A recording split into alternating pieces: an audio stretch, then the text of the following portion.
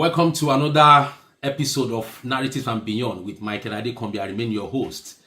Today I have a very, very good friend. We met in the workplace some 17 years or 18 years ago, if I may recall. I think 17 years or 18 years ago, thereabouts. We met in the same workplace.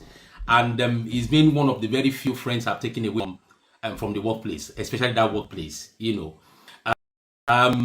He's a professional in the field of HR. So I'm very, very excited today to have someone within my space. And we're going to be, gleaning wisdom from him. And we're going to be asking him just a few questions here and there. But it's going to be a very good conversation. Just sit back and enjoy this conversation. And here today I have Asukwo Okon. Welcome to Narrative and Beyond. All right. Thank you very much. Should I call you Pastor, Bishop, Pope, Michael Adekombi. Michael Adekombi. Thank you so much for having me on Narratives and Beyond. I'm glad to be here. You did not add Olawale to my name. It's very important. Yeah, Olawale is there. Yes, it's Asukwo Olawale. Yes, he is from two tribes, so to say, in Nigeria, so to say. Yeah. Thank you. Yeah, so he's a multiracial individual. No, some people say it's quarter caste. Oh, you have half caste and then you have quarter caste. All right, you're welcome. Welcome. Thank you very much. All right, so who is Asukwo Olawale Okon? Let's start from there. Okay, so that question really is, I tell people, so I'm going to thank you again. Let me first say that for having me on this episode. But this question you've asked, it appears very simple, but I tell people on interview table that that's actually the most difficult question that you can ask anyone. Because when you ask people, who are you? Who are you? The first response that comes is what they are. I am this, I am the MD of this, and that's not who you are. That is what they are. Who you are that's what they are. That's who you are is the person that is consistent across board. So my name is Asukwo Olawale Okon. Things that don't change about me. I'm from Akwa Ibom State. My mom is Yoruba. I know many people already have that question at the back of their mind. Who I am, I'm dependable. I can be very loyal to a fault. I can follow through. I can be so unassuming. Some people say this about me that, oh, this guy, you can control him.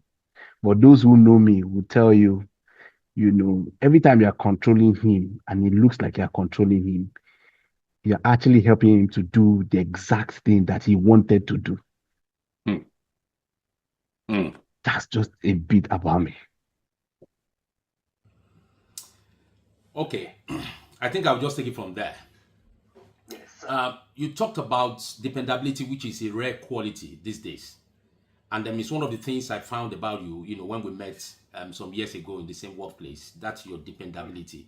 I recall then that you just left one of the big fours, one of the big accounting, one of the four big, yes, I'm correct, one of the big four accounting firms. Big four accounting firms. Okay. Then when you came to that small consulting firm or, growing consulting firm where we met then, and then you showed that dependability often within a short time that we all, spent together then. And then we took that away. Just a few of us became very good friends afterwards, and then we've seen one another, we've grown, in our career, so to say. How can business owners find dependable employees these days? Okay. During, talent hunts, let me just take you to the field of HR. During talent hunts, how? Because most times people, have things, people want to tell you what they think you want to hear during interviews. All right. how can entrepreneurs, small businesses, I consult for small businesses in Nigeria, right? And the major problem everybody will always say that they have is with dependable employees. That is the word, not employees that have the right skills, but those that are dependable, which is a rare quality. How can entrepreneurs find dependable employees? Employees, how can entrepreneurs find dependable employees? I've had the opportunity of facilitating sessions for young businesses coming up and all of that. And then we talk about finding the right talent. And incidentally, they probably want to hear things around, okay, you must be able to define what your job description is. You must be able to have all of that. But the first question I ask them is this: why should anyone want to work with you? What's your value proposition? You, what's your value proposition? Why should somebody want to bring their life to you? Because they say time is money, money, time, money, life. Why should they bring it to you? What are you offering? Now, how can they find? Be what you're looking for. Be authentic. Okay. In that field, you're asking yourself, I need somebody to be able to do three things. Can this person do the job? You have a lot of people that can do the job. The second question, will this person do the job? Okay. Does this person have the right motivation? Okay. The right reason for wanting to join my business? And then the third one, does this person fit? Okay. How do we at any point connect? So you're looking at it and saying, oh, I'm the one doing them a favor. No, sir. It's 50-50. You have a business. You can't do it all by yourself. You can't do it alone. If you could do it alone, then run it alone. But if you need people to be able to join you, there has to be a lot of value proposition that you communicate, not just in salaries, not just in what it is that you say, I pay you. Do you know how much I'm paying you? And then the way you engage. And then when you say engagement, of course, that's another field on its own in HR, the engagement and recognition and all of that. But do I know you? Are you concerned about me, or you're concerned about, hey, let's just get this job done? If that's what it is, then you will find people who get the job done, and then everybody will probably be happy. But the question is, would you ever feel fulfilled? Would you ever feel connected? There's a body of knowledge on connected leadership. Would you ever feel that you're adding impact?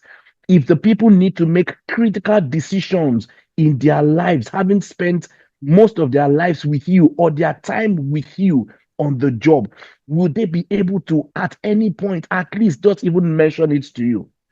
So if you're looking for, you need to be able to sit back and ask yourself, what am I offering beyond salary, beyond the house that you think that you need to give to people, beyond the car? What am I offering?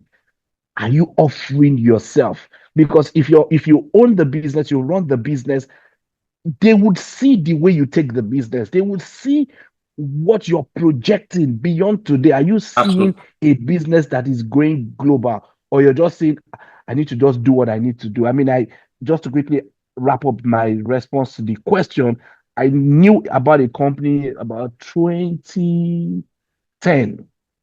I mean, no matter what it is, the owner of the business get paid first. First. And the question is, where were you? Where were you when first? Then you now think about the other people. Well, it's some kind of mentality. It Mm, can work for some time, mm, but from a sustainable point of view, mm, something that will outlive you, I mean, people will be able to take it as their own. You have to be able to project it from your own inside to the people. And it starts from the engagement at even the interview table. When people come for your interview, they should feel like, if I don't get this job. And mm. I'm telling you, practical. I had an interview with a lady, and of course, we normally give feedback almost immediately. I told her, thank you so much. There's nothing wrong with you. There's nothing wrong with us, but there'll be something wrong if we hire you. So I mean, you are good the way you are. You are good. We are good the way we are. Okay, but this is not just. And she went, okay. Can I ask something? I said, what? I have somebody. Can I recommend her for this role? Mm. It meant that she saw something beyond the interview. Say, can I recommend her? I said, who is the person? He says, my younger sister. She finished with the first class. She'll be able to do this job. Even if I don't get it, can she get it? That's the level of connectivity that we're Mm. talking about. Awesome. Awesome. Okay, thank you for that response. Since we've started on this trajectory, I'll just try to sustain it. How can professionals position themselves? I'm beginning to think now. I know you play in the space of talent acquisition, talent development, management consulting, and you run this across different countries in Africa as well. In your role at human resource leadership, yes, and as the CEO of Energy People at the same time. How can professionals position themselves for global relevance?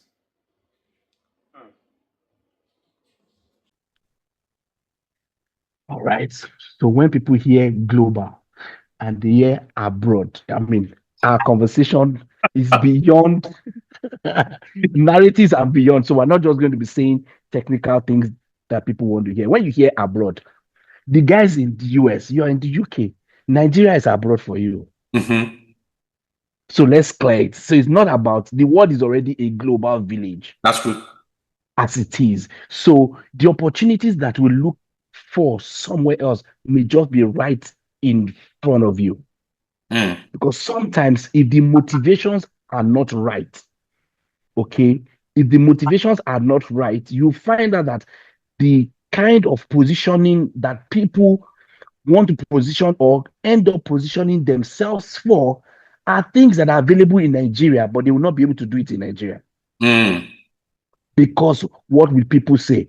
I knew you in Unilag. What will people say? Mm. So let's just first standardize that. Are you able to, what's your motivation?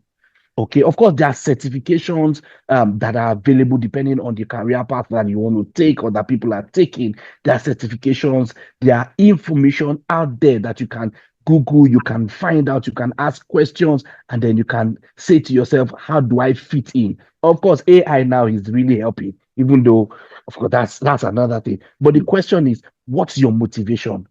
What's your drive? Okay, what's your drive? You want to be able to, you have aspirations that you want to be able to fulfill. Fantastic. You've laid them out. These aspirations, for me to be able to fulfill them, I'll need X amount of money, and the Naira right now cannot do that. Therefore, I need something that is foreign. Then, in what field is it? How do I engage with the people in the field? Two, what communities exist and what's my contribution to that community that exists since you already know that this is the area that you're looking at. Then Mm. you find people who are the people already playing in that space beyond the community, zeroing it down to the personal level. Who are the people already in that space that can give you the guidance? Is it something that has to do with schooling? Do you want to be able to find of course you can say to yourself you have everything, but there are some people that are doing the same thing for less Mm. just because of information, just because of the right quote unquote tribe, the right communities that they find themselves. So that's how the positioning is. But my first point of call will be what's your motivation? What's the drive? If the drive is about just exterior things or external things, just to be able to show, then we'll probably be missing it from the outset. Interesting. Thank you. Another question is this: how can a professional, a young professional, let me put it that way, distinguish himself or herself in the workplace and become a top performer? Ah, I love that question. Excellence. One word. Excellence. We say tick says the clock. Tick, tick. What you have to do, do quick. Mm. But what we say is quick says the clock. Quick, quick. What you have to do quick. Mm. Excellence. Excellence. Nobody argues with excellence. That's right. Nobody. That's right. Nobody argues with excellence. There are There are other people who may want to go the political route. Okay, you get to meet with people, you want to suck up to your manager, you want to, but excellence. Now, there are things around excellence. You don't know everything, but at least know the things you don't know. And know it well. That this thing, I don't know it. Then go after it to ask, how do I solve this? Nobody, no, there's a story I can just share it. If it's true or not, I don't know. Maybe it's fictitious. That there was a board meeting, and there was this guy who every time they called for a board meeting, he always came late. And the chairman said, let's say his name is Michael. Where is Mike? On that day, they said, Mike, Mike is downstairs. Then the chairman said, okay, let's wait for him. And then someone who knew that this guy is always coming late said to the chairman, we're always waiting for this guy. He's downstairs. He's at the coffee shop there now, just sitting down downstairs at the coffee. We can't be doing this. I mean, and the chairman looked at him and said, maybe all of us should go to the coffee shop, because the money we want to discuss today is that guy. He's the one bringing it. Now, you can say it's bad behavior, but that tells you that to the extent of, I mean, it's shown results. And it's telling you that this now we can argue the morality. Oh no, that's a bad behavior. Why would you do that and all of that? That's one hand, but the hand of excellence is delivering on the result. He knows that. So how you can position yourself on the results at the end of the day for businesses. We set up this business to make profits. It's about results. What are you bringing? It's not about you able to explain why it did not work. You don't need it. What are you bringing to the proverbial table? Okay, excellence. So build yourself. Take it as you are your own personal CEO. You work for yourself. The organization is just giving you a platform to be able to express your skills, your knowledge, your experience, and all of that. If you don't take yourself seriously, you may think that you're doing the organization a disfavor. The ultimate effect rests on you because you're actually now practicing mediocrity. So you have to be able to tell yourself that no, I must deliver excellently. Show up on time. This is the assignment I was given. No excuses. There's a story I just told my colleagues, and I said, who did God tell not to eat the fruits in the Garden of Eden? He said it was Adam. Who ate it first? It was Eve. Who did God ask? It was Adam. Why didn't he ask Eve first? So you don't mention people's names. You have to do something. You look for other excuses on why. Get it done, Oga. That's why you have been hired. Plus, you also made a promise. You told the business, I can walk on water motivated by challenges. I'm inspired. What's your challenge? I mean, I don't like it when there's no challenge. I just love challenges. You said all of that at It's Everything. Prove it right. So to position yourself, look at the job before you go in. Is it something that you really, really want to do? If it's a bus stop for you, just know it's a bus stop for you. And please, at least for the sake of the business, show up and deliver good service. Minimum. And I said, and on the closing for that question, when you do what you are told to do, is the lowest form of performance. If you have done what we told you to do, that's the lowest because you've only just met our expectations. So the worst you can do, the worst you can deliver to any organization is whatever they've asked you to do, just do it well. Just do it. Nothing then extra. You now want to, you now want to now go extra. You now know that. Yeah. Okay, you've defined this excellence already without defining it, but you have defined it already. Going the extra mile to get the job done, to show results, to show value that you've got. Because I know that during interviews, two things are happening. You are selling your value, and the organization too is, or the employer is showing the what we call the EVP. That's the employer value proposition. It's being presented to you as well. So it's a two-way thing, during an job interview, as it were. Okay, awesome. Now, there's another question that came to my mind now.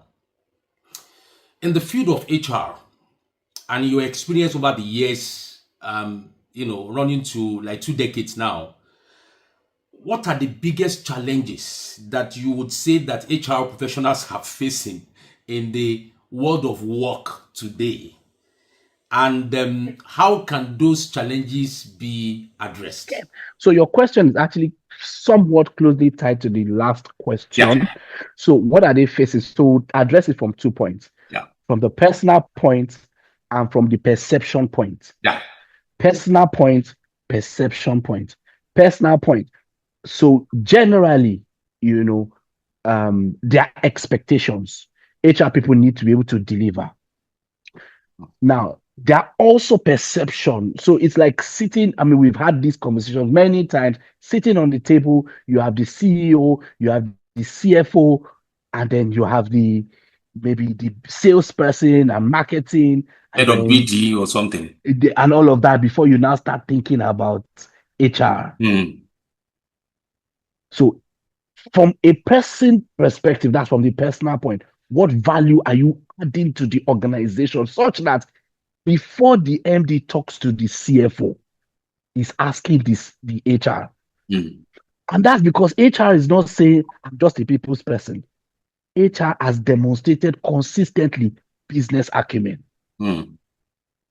Business acumen. I understand our business end to end. We're in the manufacturing space. We're doing production. Whatever it is that the business is doing, we're in oil and gas and all of that. This is what we do. Okay. I understand as HR for the oil and gas as an example, from the moment oil is found, okay, how we got our license, I understand the entire process. There's no way the MD will not bring you close. There's no way we're having conversation. Oh, we need to get to the field. What's happening on the field? And then you're asking the engineers, no. How did you drill that? No, what did you say happened to the wellhead? And then looking at your wellhead, you understand what? Yes, no. You could. I've read about it. I don't think you should have drilled to that. Wait, you understand what reservoir is? Wait, what's happening here? I thought you are just HR. It changes the conversation. And that's just even coming from the oil and gas space. And then if you make it to any other, rather than just say, okay, we need to hire, it then sends and increases that perception that we're already dealing with. Okay, like my MD calls it mother-in-law syndrome. By default, all mother-in-laws are not good. I mean, because that they're just a perception. A The mindset. mother-in-law, mother is a mindset. Then you now have a mother-in-law who is now validating that mindset. You say, we said it before, but doesn't mean that all mother-in-laws are not good. No, you can't say that. You cannot say that under any okay. But it's that same way. So don't HR shouldn't validate the level of value that has already been placed by saying, when we are done, we will talk to you. No. Because they No, see HR as a cost center. yeah, it's a cost. Exactly. I was going to use that word, cost center. You are just asking about, we need to pay for this, we need to do this, we need to do. No. We understand how money is made. We know the business processes. We know to ask you that, wait, you had a meeting yesterday, and we can follow you to the meeting. We can have the conversation with the client, and you'll be like, are you HR or you're the salesperson? But I mean, it's my business. It's our business. And by the way, the business of HR is not just people. In fact, the CEO is the chief HR, as Actually. it were. So he must understand how to deal with people, because you can't run everything on machines and all of that. So I've dealt with the personal part, which is HR people must be able to demonstrate value beyond, let me say it this way, and don't laugh. Values beyond celebrity.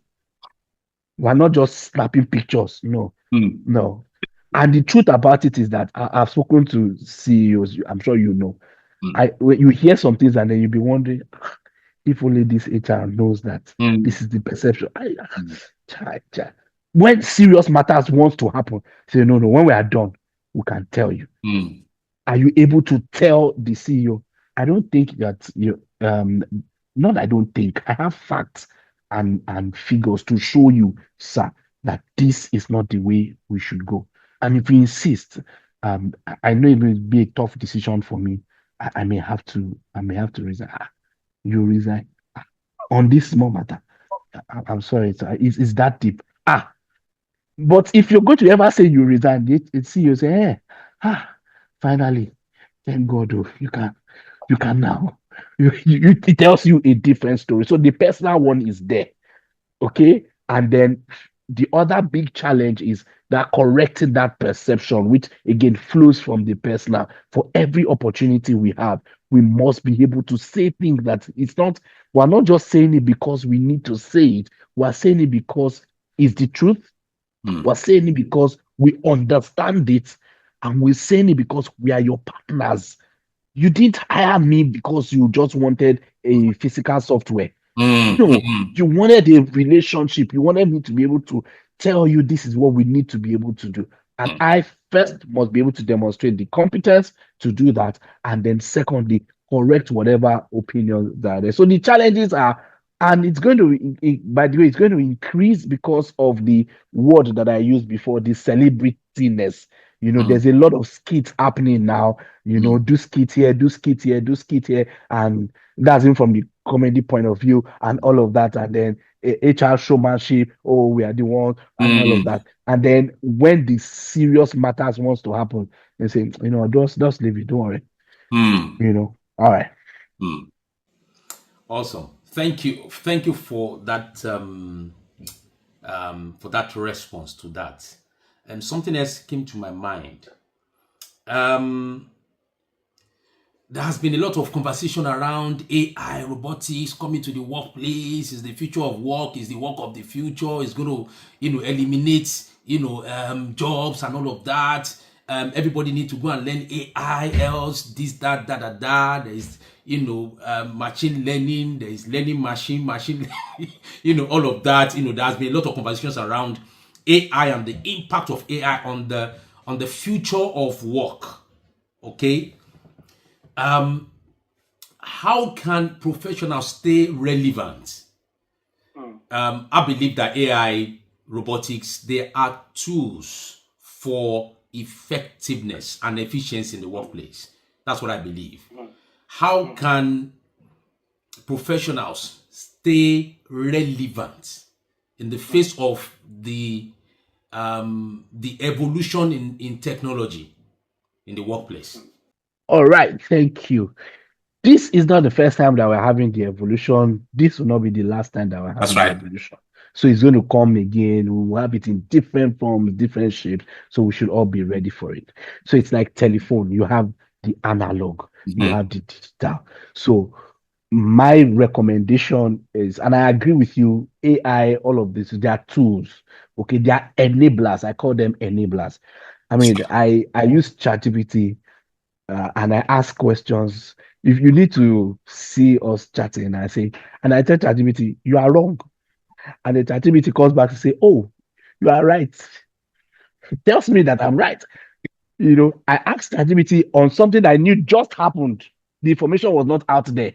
So I just asked what happened and then gave me the old. I said, no, that's not what happened. This is it. And then because the news is just coming in, just quickly adjusted. Okay, you are right. The news says this. So if you are just settled with the analog, then you just start with the digital. It may be a challenge. Okay. So how is it going to take over? I don't think so. Because at the end of the day, it's going to be same principles, the very basic principles, input, output, output. That's right. Go and ask ChatGPT about your mom's middle name. It can't know because except it has ever been published somewhere. On the internet, yeah. On the internet. Otherwise, it will not know. If you ask ChatGPT, why is Olawale in Asukwo's name? It will not know except it has been written somewhere. That's right. In the world. Okay. So I would say that we have AI, that's artificial intelligence, that very soon we will go back to our HI, that's the human intelligence. You cannot in any way or you can't beat that. Mm. You cannot beat that. I mean, whatever it is that you impute, you ask ChatGPT cannot structure it for you. So Mm. the HI is still very critical to be able to reset what AI is doing. In fact, just before this interview, I was reading about BI. So there's AI, there's BI, very soon you see CI, BI, business intelligence, many intelligence Mm. will be out there that Yeah, will come yeah. up. So at the end of the day, is how we are able to consolidate all of this to achieve the overall goal. Of course, robotics and all of that. We've seen movies way back that have tried to project in the future what would happen, and then we've seen the aftermath of some people even sabotaging all of those kind of things, so that unintended consequences. But Mm. at the end of the day, we are still human beings. Thank you very much. There's a question I'm going to ask. We're going to have a short break, but I'll ask the question first, and then Okay. you will answer the question when we come back after this short break. And the question would be: there is a positioning of the mind. There is a paradigm for success, for anyone to be successful in life, and of course, success is not a destination, as I always say. It's a journey. All right. So, what would you call? How would you? I'm trying to look for the right word now. What should be the mental posture, for anyone who wants to be successful in their career and even in life? What should be that mental posture? That's the question. You can give me an answer to it. I know you have HI, so All right. So you want me to answer now? no, you answer when we return from the break. Thank you so much, everyone, for watching. We're just going to have a short break now, and then we'll come back for the second part of this episode with Asuko Olawale Okon. Thank you.